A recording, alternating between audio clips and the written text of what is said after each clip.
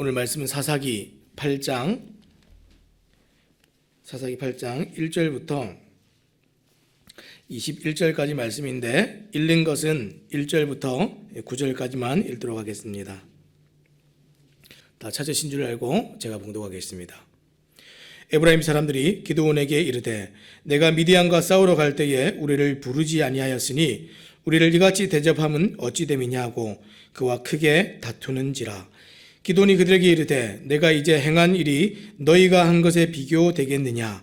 에브라임의 끝물 포도가 아비에셀의 만물 포도보다 낫지 아니하냐. 하나님이 미디안의 방백 오렙과 스웹을 너희 손에 넘겨주셨으니 내가 한 일이 어찌 능히 너희가 한 것에 비교되겠느냐 하니라. 기드온이 이 말을 하매 그때 그들의 노여움이 풀리니라. 기드온과 그와 함께한 자 300명이 요단강에 이르러 건너고 비록 피곤하나 추격하며 그가 숫곳 사람들에게 이르되 나를 따르는 백성이 피곤하니 정하건대 그들에게 떡덩이를 주라. 나는 미디안의 왕들인 세바와 살문나의 뒤를 추격하고 있노라 하니 숫곳의 방백들이 이르되 세바와 살문나의 손이 지금 내 손 안에 있다는 거냐? 어찌 우리가 내 군대에게 떡을 주겠느냐 하는지라. 기드온이 이르되 그러면 여호와께서 세바와 살문나를 내 손에 넘겨주신 후에 내가 들가시와 찔레로 너희 살을 찢으리라 하고 거기서 분우엘로 올라가서 그들에게로 그같이 구한즉 분우엘 사람들의 대답도 숫곳 사람들의 대답과 같은지라. 기드온이 또 분우엘 사람들에게 말하여 이르되 내가 평안히 돌아올 때에 이 망대를 헐리라 하니라. 아멘. 오늘 우리가 우리는 어떻게 분노하는가? 우리는 어떻게 분노하는가? 라는 제목을 가지고 함께 말씀을 나누기 원합니다. 혹시 여러분들 중에 자기가 욱하는 성격이 있다 하는 분들 혹시 계시면 한번 손 한번 들어 보시겠습니까? 지금 살짝 대부분 이런 질문을 하면 대부분 다 손을 듭니다. 그렇죠? 이것은 사람들에게 누구나 다 있는 것입니다. 우리가 홧김에 이런 말 하죠. 홧김에 싸웠어. 홧김에 욕을 했어. 홧김에 심지어 어떤 사람들은 나는 쇼핑을 했어. 이런 사람들도 있습니다. 사람들은 화가 나면 자기 자신을 제어하는 능력이 현저하게 떨어집니다. 모두가 화를 내는데, 모두가 분노를 하는데 이 화를 잘 조절하거나 참아내는 것은 쉽지가 않습니다. 화를 안 낼 수는 없죠. 화를 내야 되는데 하지만 슬기롭게 우리가 적절하게 화를 낼 수 있는 방법들을 우리가 생각해야 됩니다. 예수님도 화를 내셨고 하나님께서도 노를 바라실 때가 있으십니다.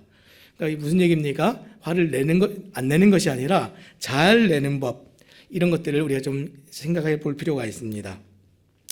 그래서 그 아주대 인지심리학자인 김경일 교수님 요즘 이제 유튜브에 아주 핫하신데 이분이 뭐라고 얘기하냐면 이 화를 잘 내는 법에 관해서 경계선을 만들어야 된다, 이런 얘기들을 합니다. 예를 들면 이제 몇 가지 얘기를 들어드리면 이렇습니다.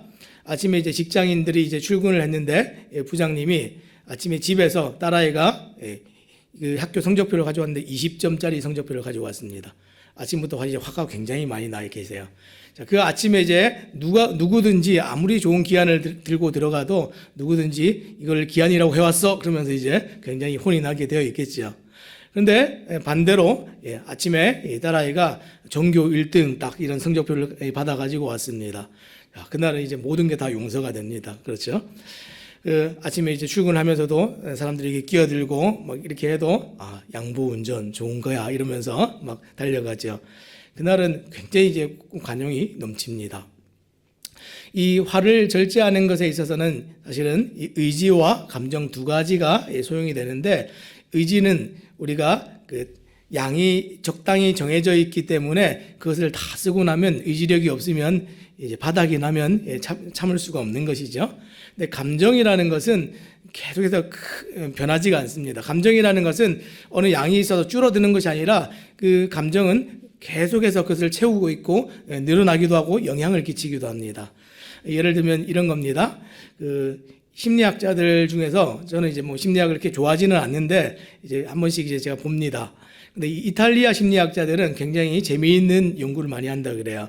그래서 이 연애에 관한 로맨틱한 사람들이기 때문에 연애에 관한 이 연구들을 많이 하는데 저처럼 이제 좀 이렇게 평범한 외모를 가지고 있는 보통의 외모를 가지고 있는 사람들이 전혀 동의를 하지 않으시네요.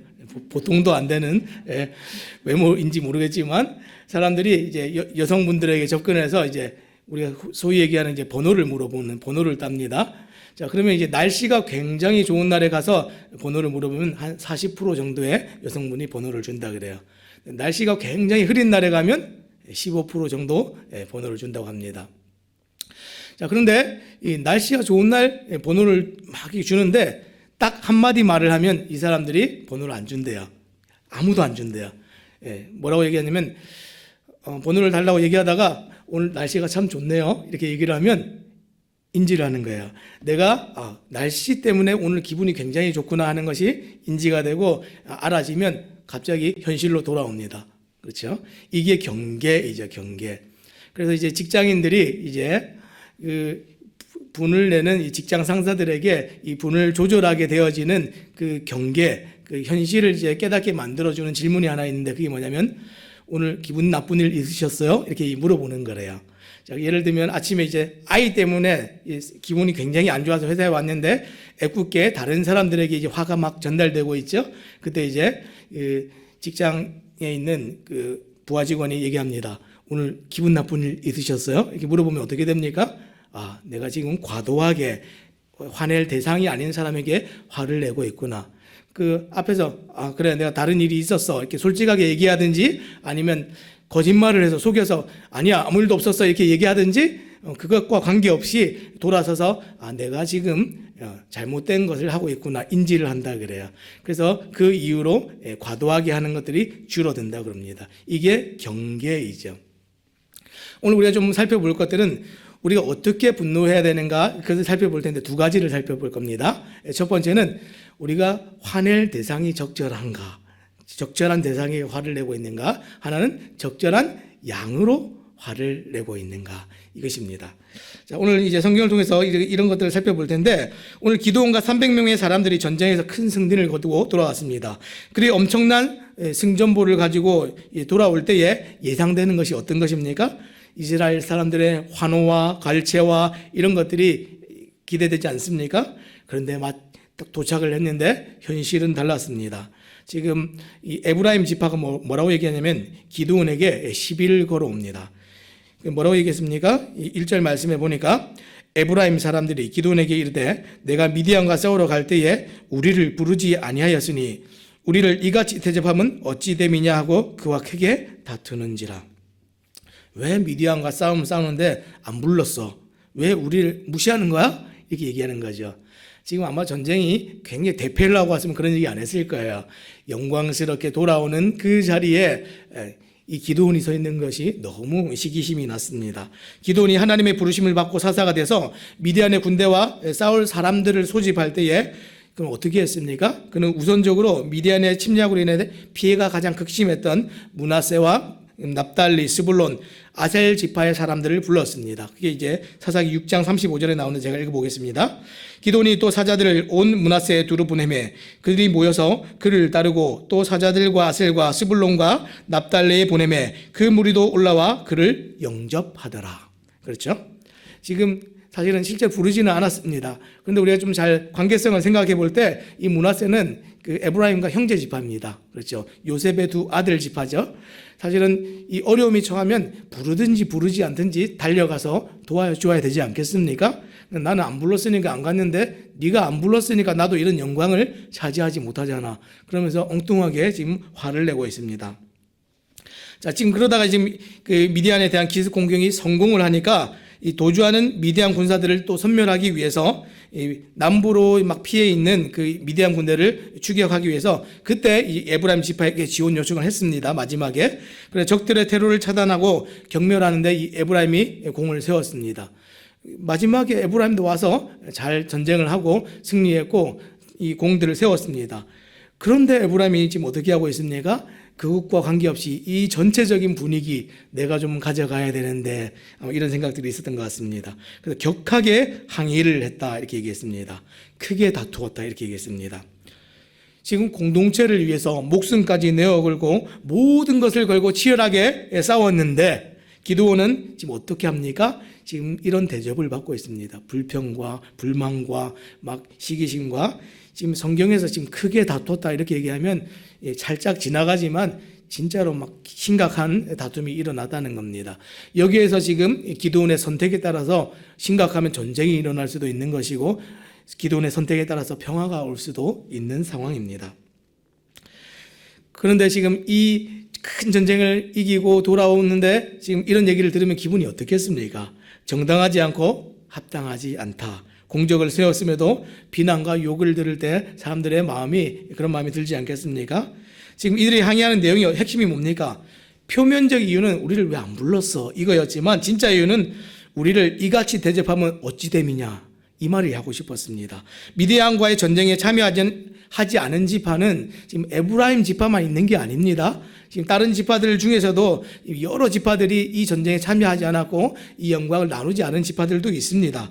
더구나 이 에브라임 지파는 전쟁 끝에 지금 참전을 해가지고 기회를 얻었잖아요. 그럼에도 불구하고 유일하게 에브라임 사람들이 기드온에게 불평과 비난을 지금 막 쏟아내고 있습니다. 합당한 분노가 아닙니다. 근원이 뭘까요? 이들의 근원은 이런 겁니다. 이스라엘 전체들 지파 중에서 자기들이 주도권을 차지하고 싶은 마음, 주도권을 행사하고 싶은 마음, 그것이 중심에 있었습니다. 이걸 우리가 뭐라고 얘기합니까? 자기 중심성 이렇게 얘기합니다. 여러분, 죄의 중심이 뭡니까? 죄의 핵심이 자기 중심성입니다. 내가 내 마음대로 하고 싶은 마음, 이게 죄 아닙니까?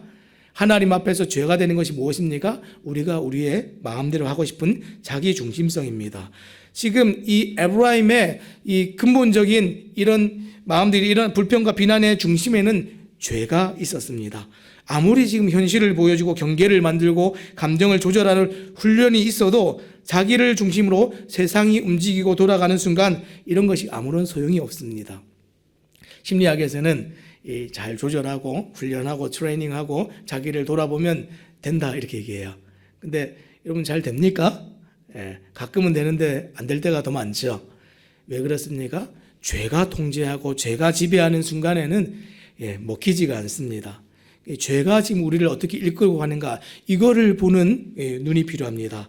에브라임은 이스라엘에서 가장 뛰어난 지파라는 평가를 받았던 지파였습니다. 그들의 조상은 요셉의 차남이었지만 하나님께서 장자의 축복을 내리셔서 이스라엘의 이런 영적인 장자의 역할을 했습니다. 모든 지파에 큰 영향을 끼치셨던 이스라엘의 기득권 세력이 지금 에브라임 지파입니다. 그런데 지금 전쟁을 지금 승리로 이끈 기드온이 이스라엘의 리더로 이렇게 자리를 잡는 이 분위기가 만들어지니까 탐탁지가 않았지요. 우리가 리더의 자리에 있어야 되는데, 내가 주역이 돼야 되는데 그것을 받아들일 수가 없었습니다. 이게 뭡니까?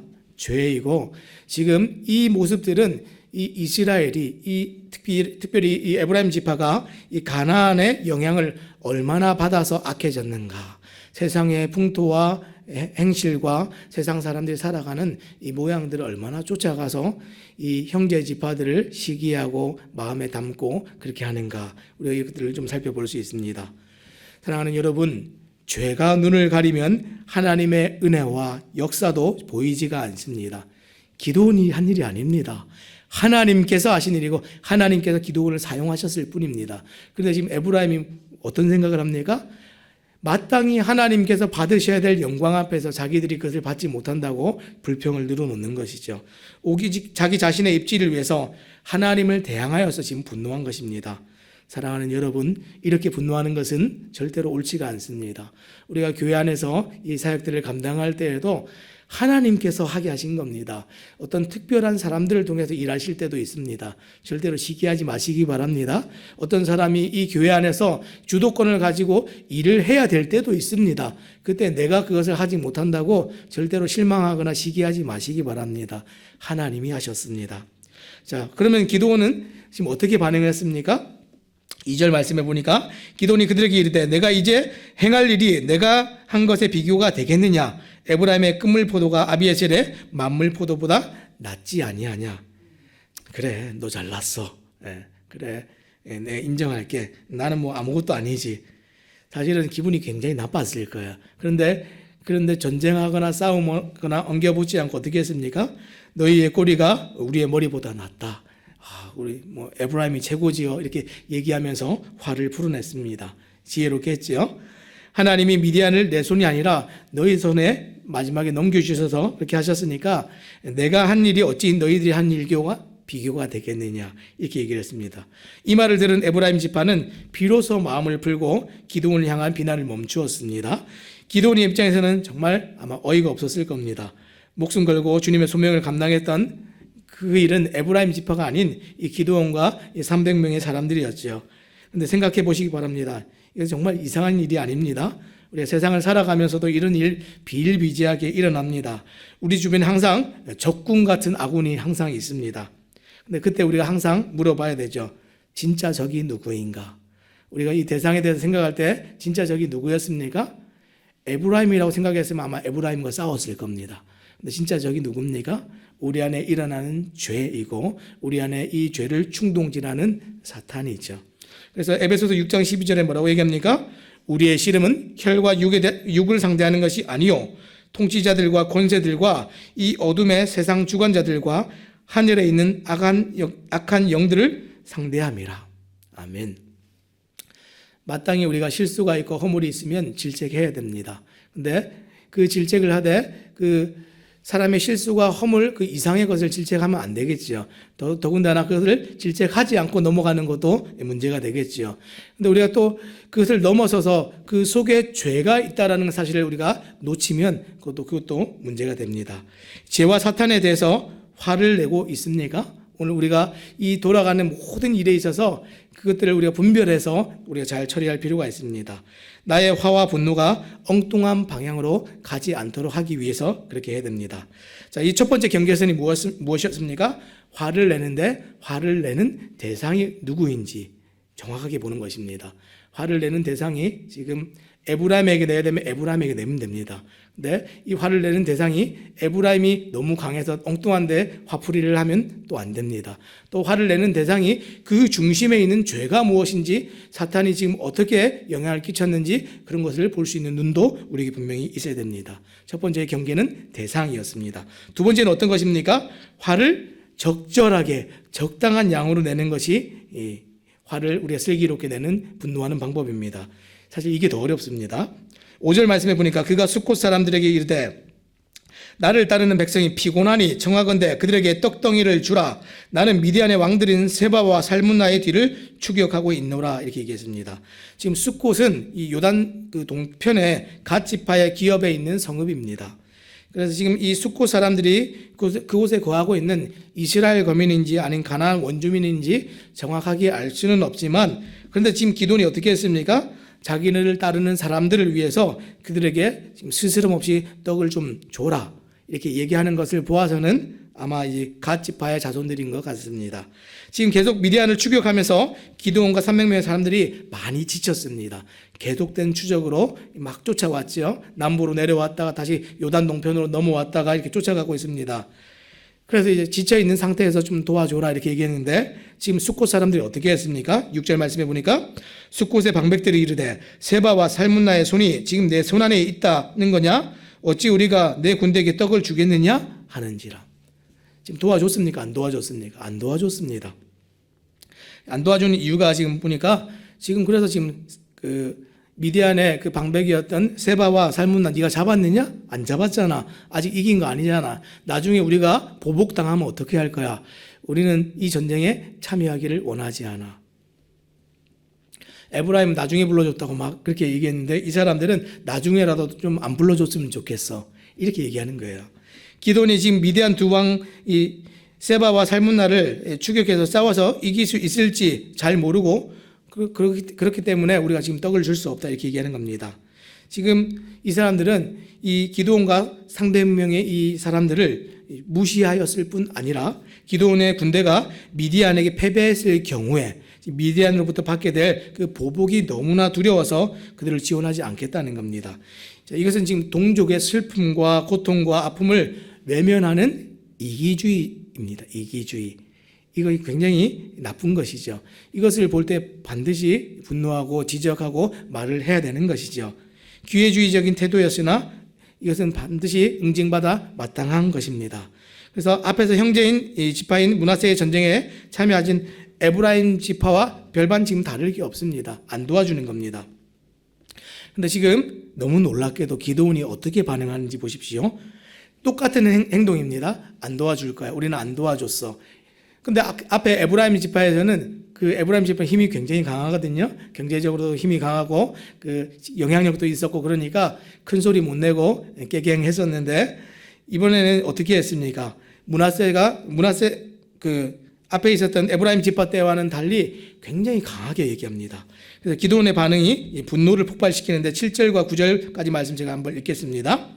기드온이 이르되 그러면 여호와께서 세바와 살문나를 내 손에 넘겨주신 후에 내가 들가시와 찔레로 너희 살을 찢으리라 하고 거기서 분우엘로 올라가서 그들에게 또 그같이 구한즉 분우엘 사람들의 대답도 숫곳 사람들의 대답과 같은지라. 기드온이 또 분우엘 사람들에게도 말하여 이르되 내가 평안히 돌아올 때에 이 망대를 헐리라 하니라. 지금 숫곳 사람들이 거절하니까 그 위에 한 9km 정도 올라가면 분우엘이라는 곳이 있습니다. 이 분우엘이 그 분이엘의 다른 이름입니다. 그곳에 올라가서 그곳 사람들도 지금 숫곳 그 사람들과 똑같이 아까 갓지파의 그 기업입니다. 똑같은 그 사람들에게 또 얘기했는데 여기도 또 거절을 당했어요. 그랬더니 지금 어떻게 합니까? 두 가지로 표현했습니다. 내가 이기고 돌아오면 너희들 다 죽었어. 이 얘기입니다. 들가시로 찔레로 너희 살을 찢을 거야. 그리고 이 분이엘 사람들에게는 망대를 헐리라. 여러분 이 망대를 헌다는 얘기가 얼마나 무서운 얘기인지 아십니까? 이 성을 다 회파시키고 너희들 다 죽여버릴 거야. 이런 얘기입니다.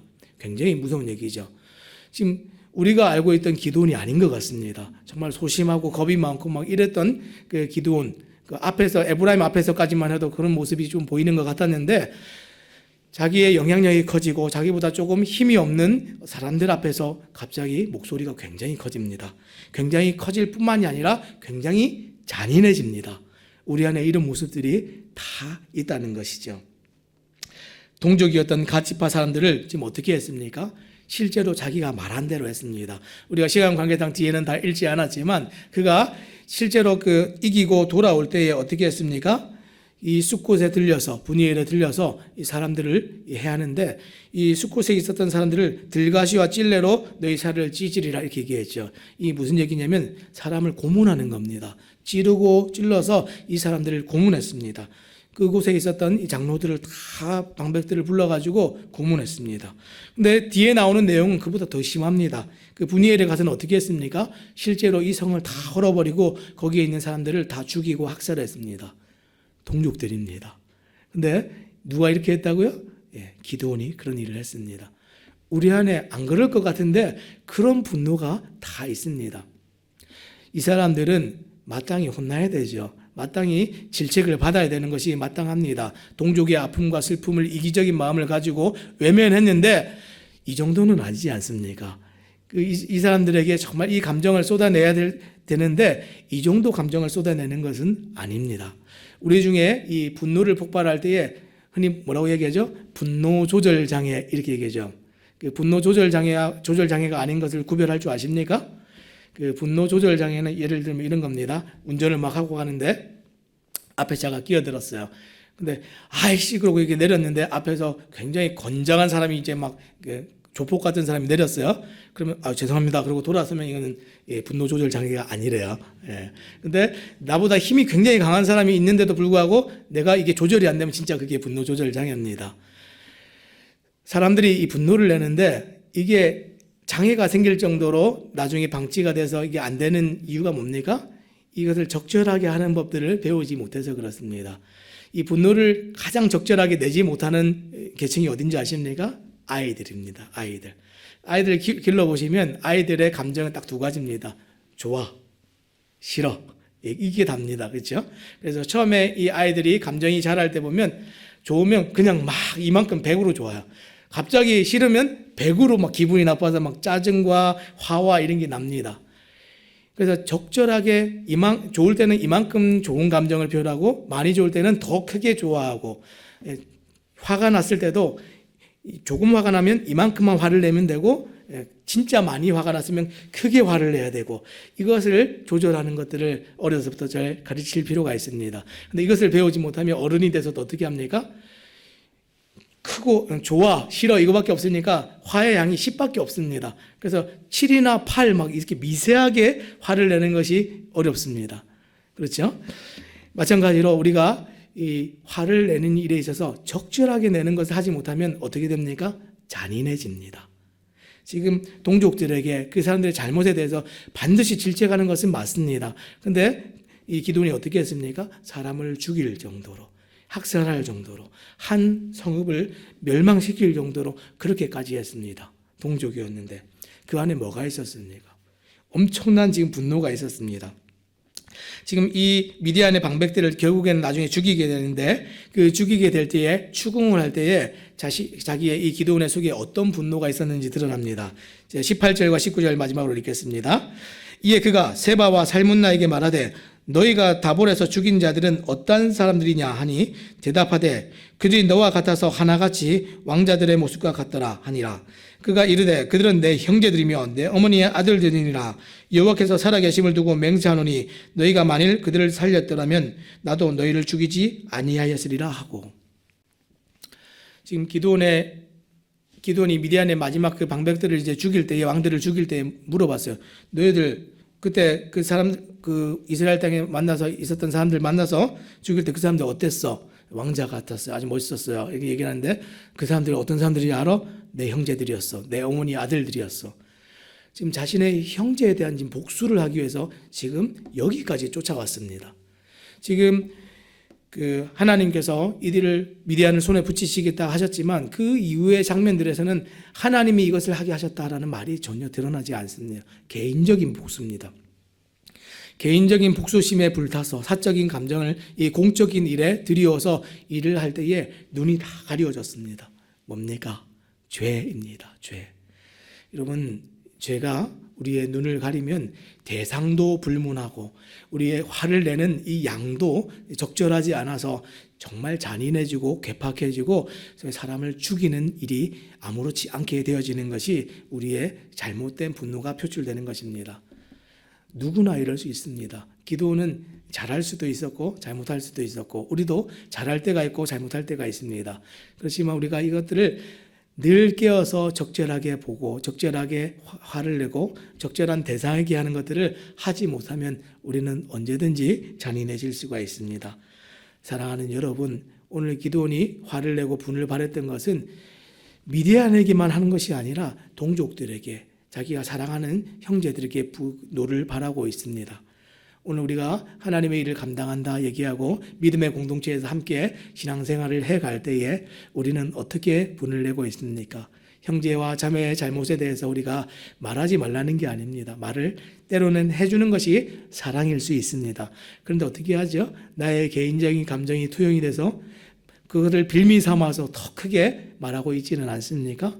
내가 이 화난 감정을 그 사람에게뿐 아니라 옆에 있는 사람에게까지 우리가 전가하면서 그렇게 살고 있지 않습니까? 오늘 하루를 살아갈 때에 적절하게 슬기롭게 분을 내는 것도 경건일 수 있다는 사실을 우리가 기억하고 오늘 하루를 또 하나님께서 기뻐하시는 모습으로 또 그렇게 우리의 감정들을 잘 이렇게 조절하면서 살아가시는 또 우리 모든 성도님들 되시기를 주님의 이름으로 부탁드립니다. 기도하겠습니다.